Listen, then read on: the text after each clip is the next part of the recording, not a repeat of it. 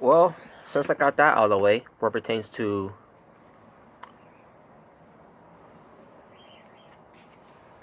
this, the Blitz team, namely Bruce Blitz.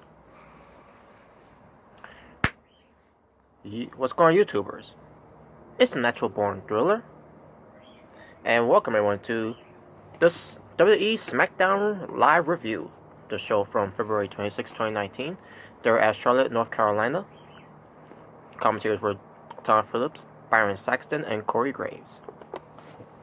So yeah, let's get back to basics, back to business, and let's start to develop the process what pertains to the Natural Born Thriller, doing these reviews and doing other things on my YouTube content for my YouTube channel, basically. So here we go.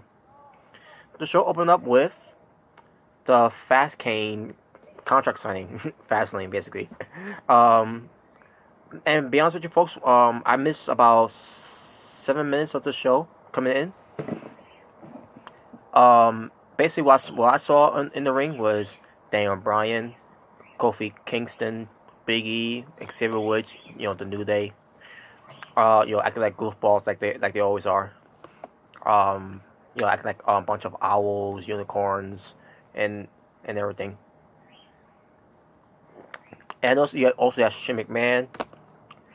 And yes, Stephanie McMahon there as well. Yeah, Rowan there for this whole contract signing. Basically, when I saw Stephanie there, I lost interest. But I still kept it on. I just didn't listen to it. So, but I got the results here about what we'll say here. You have Daniel Bryan sitting on the leather chair, and Stephanie, of what I heard, she pointed that out. Because Daniel Bryan is supposed to be a vegan.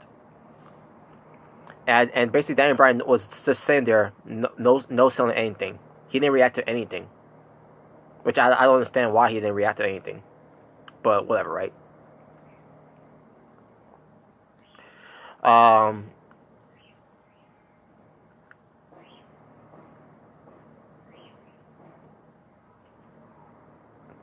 But basically, they talk about Kofi Kingston, about him being in WWE for 11 years.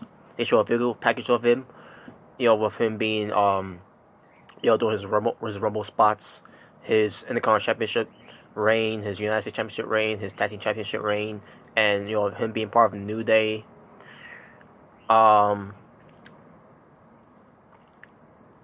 So it led to a contract signing, and I think Kofi made a color promo. I think I saw him, he did color promo about him busting his ass for 11 years, that, to finally get to this the spot that he wanted to get. After the whole Randy Orton debacle from 2009, which was 10 years ago.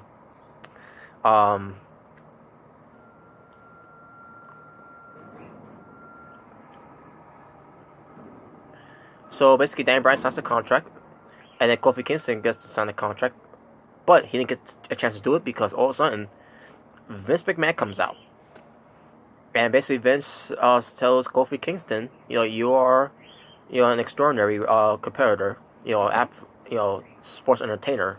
He didn't actually say sports entertainer, but but he doesn't like he doesn't like using the word wrestler. So, and he appreciates everything he's done. He's remarkable. But unfortunately, Kofi Kingston will not be the guy who he wants to represent. Represents to going to a WrestleMania if he does defeat Daniel Bryan at Fast Kane, Fast Lane. So he says Kofi is out, and this upset Big E and Xavier Woods, and Kofi looked at the press and everything, and then he brings out a man who's going to face Daniel Bryan at Fast Lane, where it's going to lead to a blockbuster main event for WrestleMania, or whatever. If this person ends up being Daniel Bryan for the WWE Championship, because because I don't think Vince McMahon doesn't want Daniel Bryan to be going into WrestleMania as WWE Champion and all that. So he is one person that can do the job that Kofi can't do, which is Kevin Owens. So Kevin Owens makes his return. He's got a new tattoo. He looks more slim now. He look like he lost weight, folks. He looks like he's in good shape. So Kevin Owens gets in the ring.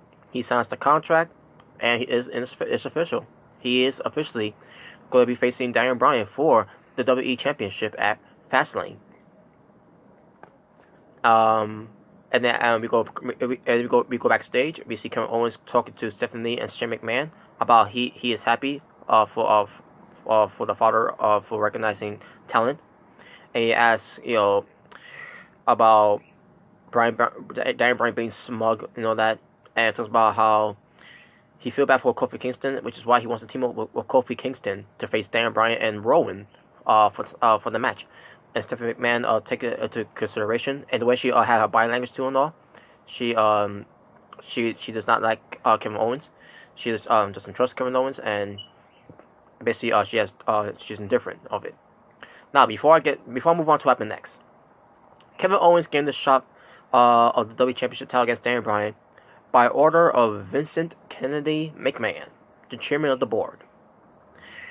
If I recall, back in 2017. Didn't Kevin Owens headbutted Vince McMahon?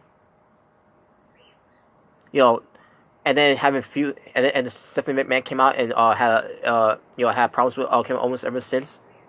And then Shane McMahon, who wasn't there, he had problems with Kevin Owens before and all that because Kevin Owens brought up Shane McMahon's families.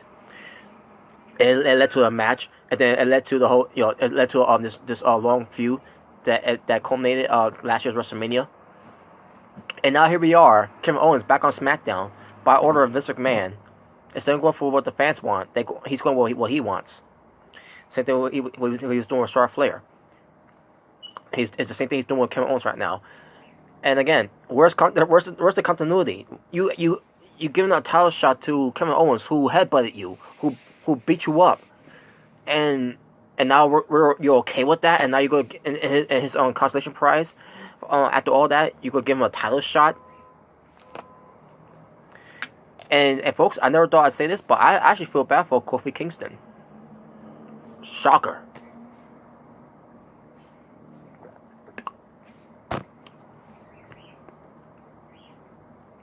But yeah, we'll get to that main event match later. It ended up being the main event match, so we get the bar. So Cesaro and Sheamus, because they don't just set the bar, they are the bar. Just saying. Sorry, folks. It's the revival of Robert Serrano Jr., Natural Born Thriller. Just saying.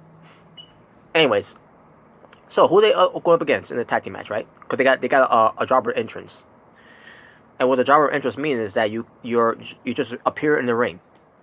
That's a jobber entrance, because they want to because screw their seeing their entrance, right?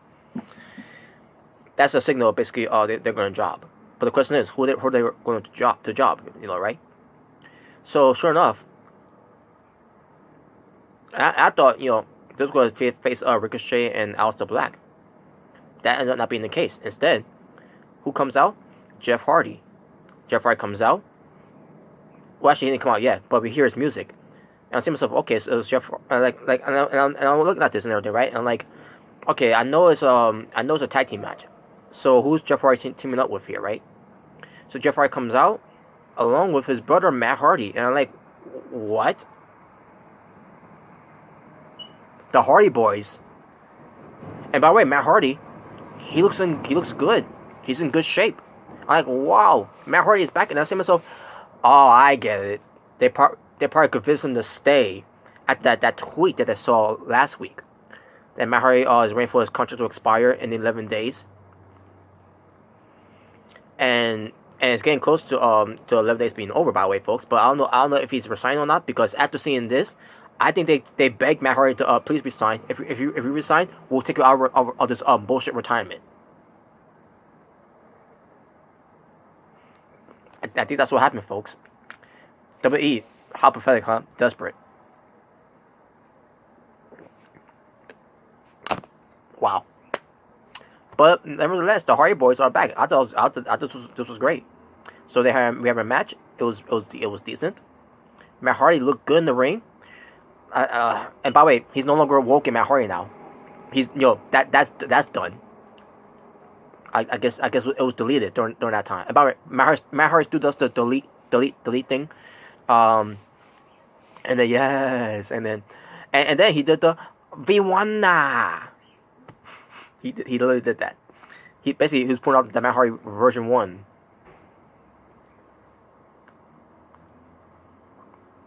But yeah, the match itself was pretty decent. In the end, the Hardy Boys wins the match.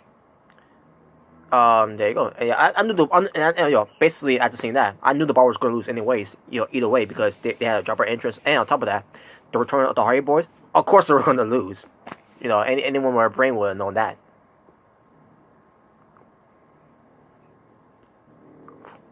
So also we see backstage, Ricochet and Aleister Black. And by the folks, of what I heard so far, Ricochet and Aleister Black are, as of right now, a tag team. Because representatives of NXT. I'll get to that when I do that review, for another time.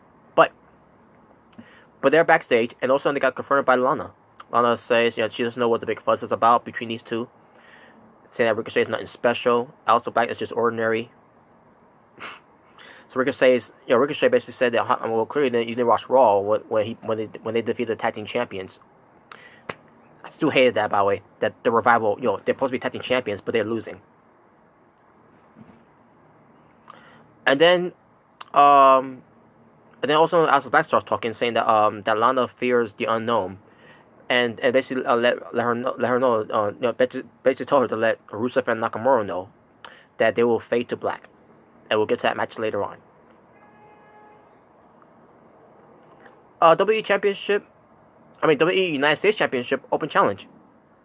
Yeah, R-Truth is back, folks, by the way, after being gone for like a month. But R-Truth came out, and R-Truth cut a promo. He says, ever since he was a little kid, he always wanted to be like his hero. And that hero ends up to being John Cena. First of all, fuck John Cena. Second of all, R-Truth is older than John Cena. So what the fuck is this, man? So, because, John Cena is his hero ever since he was a kid, garbage, he wants to continuing to do what John Cena left off years ago. The United States Open Challenge, which at the time I called it the United States Open Burial, where it pertains to burying talents that were better than John Cena. And then Carmella said, but before we do that, we're going to take a 7-second dance break. Yeah, they're still doing dance break. So who is accepting the challenge? First, Andrade Cien come out. He's going to accept the challenge, but also Rey Mysterio Jr. comes out and takes down Andrade Cien, and Rey Mysterio gets in the ring. And then also Andrade Cien gets in the ring, and the R-Truth was like, hold on, guys, we got stuff a dilemma here.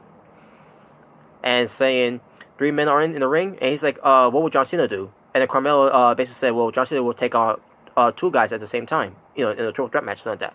And R-Truth was like, wow, Cena's brave. And he says, I was thinking of, no thanks, and just leave. And he says, but he's gonna make John Cena proud anyways. And again, fuck John Cena. He's garbage. He's trash.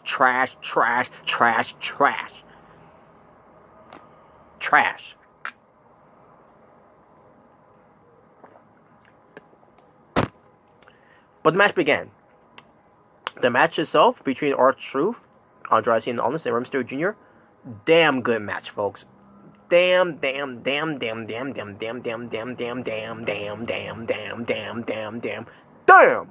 good match.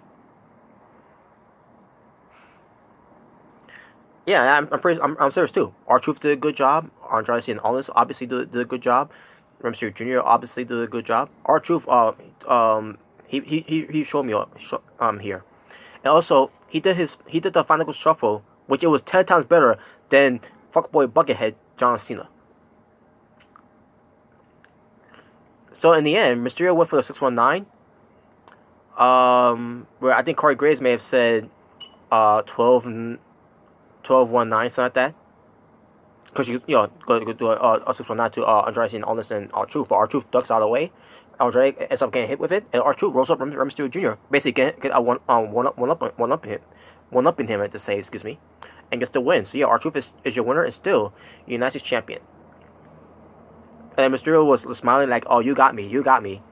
And then Andrade attacks Rey Mysterio Jr. And then Mysterio fights him back, and then Andrade also retreats, and that was it. Oh, by the way, at ringside, Carmella and Selena Vega were at ringside. Yeah, Selena Vega for Andrade Cien and Carmella for R-Truth. I'm surprised Carmella wasn't seen on the lap of Corey Graves. Just saying. Sorry, folks. We got a Charlotte Flair promo. Excuse me, a Charlotte Flair promo. I didn't care for it. Didn't listen to it. But basically, what she said here, she mentioned, Kevin Owens versus Daniel Bryan at Fastlane for the WWE Championship. The crowd's booed that. She mentions, the whole thing with Ronda Rousey and the main event WrestleMania, and she keeps pointing at the sign of WrestleMania. She kept doing that every time, and she talked about Becky Lynch. Basically, also talked about how Becky Lynch is a criminal and Ronda Rousey is a quitter because she relinquished her title belt because Stephanie refused to give her that, what she wanted for WrestleMania, which is a triple threat between Charlotte Flair, Becky Lynch, and herself for the Raw Women's title. She talks about how she's a gold standard because she does everything for the media, the charity, the live events, the main events like John Cena. I mean, she didn't say John Cena, but I'm just saying she's basically acting like John Cena here. And then she talks about about what happened at Survivor Series, what she did to Ronda Rousey and blah blah blah. Which because she did a good job of doing that to Ronda Rousey at Survivor Series, and then the next night Ronda Rousey decided to no sell the beating that Charlotte Flair get to Ronda Rousey. Great job. And she said something about she's a true champion that fears nothing. So I guess she's got zero miedo like Pentagon Jr. And she says that she's gonna be there on Monday Night Raw, where she wants Vince McMahon to crown her as the new Raw Women's Champion. Because she deserves it, because she's the queen, Charlotte Flair. And yeah, so she's gonna be there next week on Raw. I'm surprised that she wasn't there on the latest Raw episode where her dad Ric Flair was beaten up by Batista. And surprised she didn't mention that either. When that happened. But I guess no one cares about Ric Flair though, right? Same thing, and that's another thing too. I remember bringing that up too, by the way. That whole segment with Batista attacking Ric Flair, dragging him out of there and everything. I mean, they didn't show him beating him up and everything, but they show him. Basically, the story there is that Batista beat him up and he dragged him out of there, and then trying to get Triple H's attention, and Triple H came out, went to the back, and Sting just stood there. Ricky Steamboat stood there. Kurt Angle, well, I don't blame him, but he stood there. Stephanie McMahon stood there. Shawn Michaels stood there, in the ring, and the people on the roster on the stage were standing there, and none of them went back there. None of them care about Ric Flair getting beat up by Batista. And then you got Charlotte Flair coming out there on SmackDown talking about she should be the women's champion instead of being concerned about what happened with her father on Monday Night Raw. Garbage. Wow, I'm back, folks. My confidence are back because I'm done with Bruce Blitz. If you haven't seen that video yet, check it out.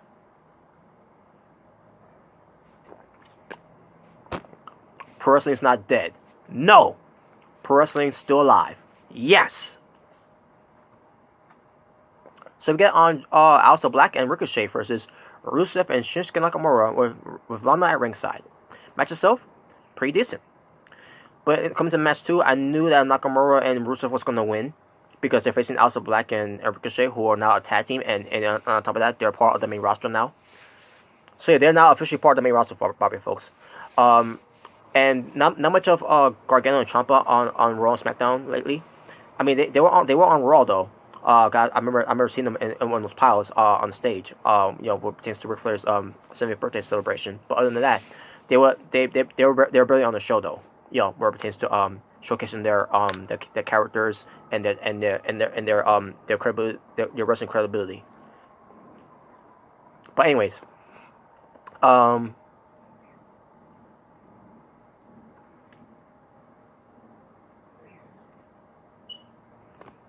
so like I said, I knew Nakamura and Rusev was gonna win.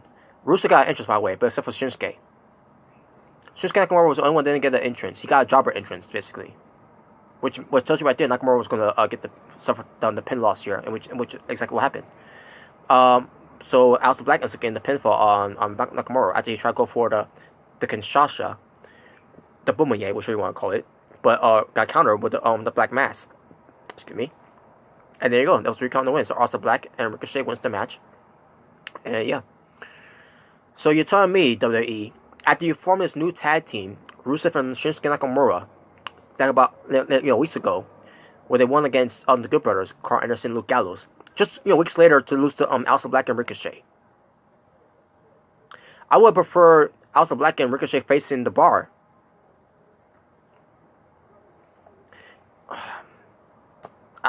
I don't understand it. I don't understand it at all.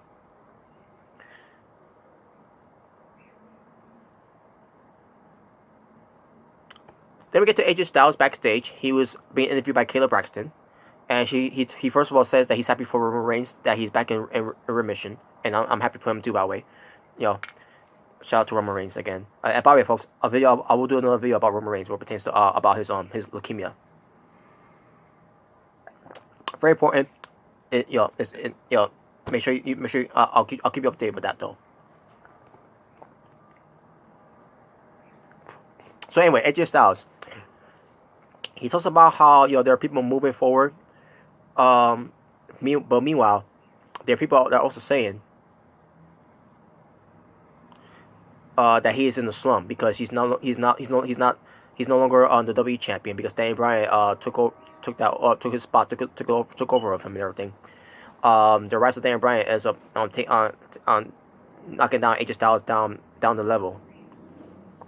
And he says that it took him 15 years to get to WWE and everything. And he says that he's gonna stop all the critics. He's gonna pick himself back up, dust himself off, and he's gonna step back. He's gonna step up and to face challengers, and to keep fighting because this is the house that AJ Styles built. And all of a sudden, Randy Orton shows up and says, "The house that AJ Styles what?" And then he walks away. Obviously, a sign there that that's gonna be the WrestleMania match for AJ Styles and Randy Orton. I doubt it's gonna be at Fastlane, but yeah, that's nothing. What was AJ Styles gonna do at Fastlane? I mean, what plans do they got for at Fastlane, where it pertains to AJ Styles and Randy Orton? For those that are in WWE are important to go to Fastlane before we get to WrestleMania, because we got one pay-per-view away, and that's Fastlane, which aka Fast Kane. Anyways, but we'll see what they do with that though. Lacey Evans walks down the ramp and walks back because she's a lady of class. She acts like a lady. She's the lady of the WWE. She's still wearing her.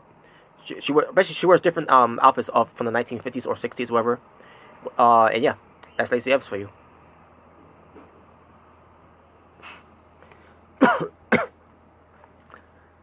This is how you get people over. Moving up to from NXT to the main roster.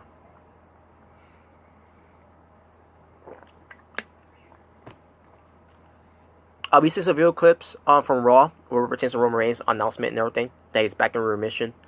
Again, very very proud that he's back in remission. I'm glad that that leukemia is back in remission.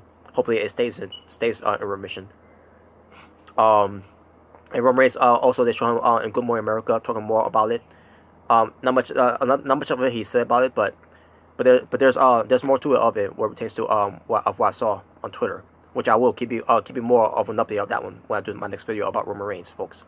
But the whole leukemia situation. But anyways, so now we get to the main event. Kofi Kingston and Kevin Owens versus Daniel Bryan and Rowan. Match itself, pretty decent.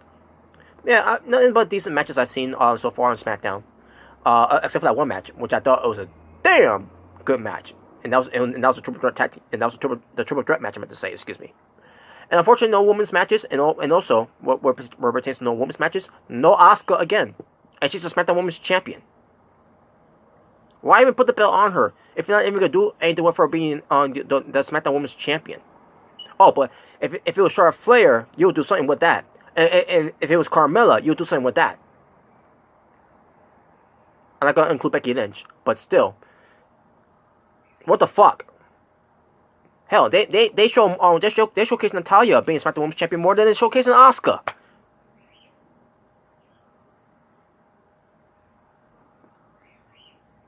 Bullshit. But as far as the match was, like I said, it was pretty decent. Kevin Owens, I never saw him do this before. I think he may have done it before, but I don't know really if he ever done it before. But he did a tope con hilo over the top rope onto Daniel Bryan. I think it was to Daniel Bryan. Which he did touch the ropes. He did some of his body parts did touch the ropes and all that, but yeah, like his hands, for example. You know, he needed to elevate that. You know. And basically show on Kofi Kingston that he could fly too. And I'm like, holy shit, I didn't know Kevin Owens could do that. I mean, I'm pretty sure he probably has done that before, but but for me, I never seen him do that before. Oh yeah, I should mention this too. When Kofi Kingston came out, he still looked depressed and everything because he's not getting the title shot. KofiMania was taken over by. I mean, not taken over. KofiMania was taken away by KO-Mania. You know, basically KO-Mania taking over KofiMania. KO-Mania replacing KofiMania. Just saying. But yeah, the match itself, like I said, decent. I sound like a broken record now. But in the end, Kevin Owens beats Daniel Bryan. He beats the WWE champion. Not only he beat Daniel Bryan, but he beats him with the stunner. Wow. And here's the thing too. He's always done a stunner, even in the Indies. As Kevin Steen, he's always done a stunner. Because when it pertains to him doing the stunner, is one of the moves that he loves to do, or pertains to idolizing one of his favorites in Stone Cold Steve Austin. Which, oh, by the way, he's also one of my all-time favorites too, Stone Cold Steve Austin, and that's the bottom line, because Stone Cold said so. Just saying. But yeah, Kevin Owens won with the stunner.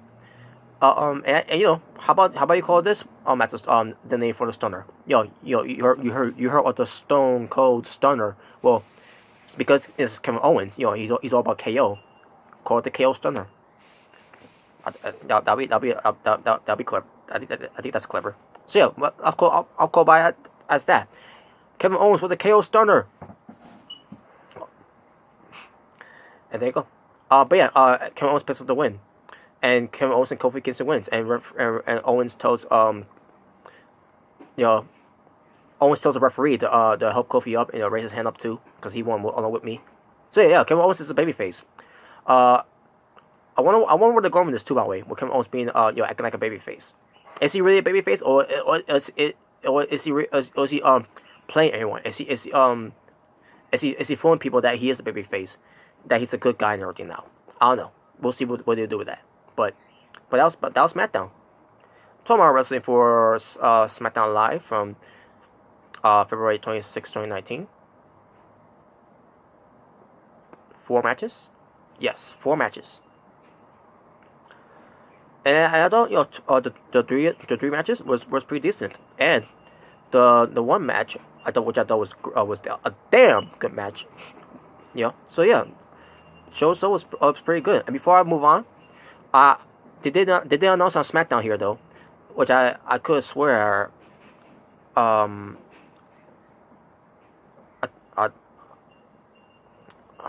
me see. Maybe I skipped it. I may have skipped that that note. I don't know. Cause they did mention on SmackDown. They mentioned it on SmackDown where it pertains to the WWE Hall of Fame. But I just want to make sure if I did skip it or not. Okay. I thought it would be on here, but whatever. But it was announced on SmackDown that another inductee into the WWE Hall of Fame besides D-Generation X, which that was way been announced last week on Raw. So basically D-Generation X are the headliners for this year's Hall of Fame class of 2019. We have Triple H, Shawn Michaels, the New Age Outlaws, which is the Road Dogg, Jesse James, and the Badass Billy Gunn. And you got X-Pac, and then you got the ninth wonder of the world, China. And now you got a new one inducted in this Hall of Fame, for this week, and that's the Honky Tonk Man, who's known to hold on to the WWE, or at the time the WF Intercontinental Championship title for a record for I think about 400 and let me pull it up here, 454 days. And because of that, he claimed himself to be the greatest Intercontinental champion of all time because he held onto the belt for that long, despite him losing matches by countout to retain titles, to retain his Intercontinental title at the time. But whatever. But the point is, the Honky Tonk Man, he's over the years he said that he didn't want to be in the Hall of Fame, and now I guess money talks, and he's getting that induction. So there you go. That was the announcement for Honky Tonk Man for this week's on SmackDown for the new inductee going to the Hall of Fame, the Honky Tonk Man, because he's cool, he's cocky, he's bad. Now, back to my overall show rating for the show. My overall rating for the show, I'm gonna go.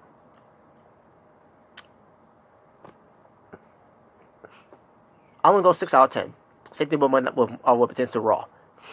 6 out of 10. So that being said, thank you all for watching.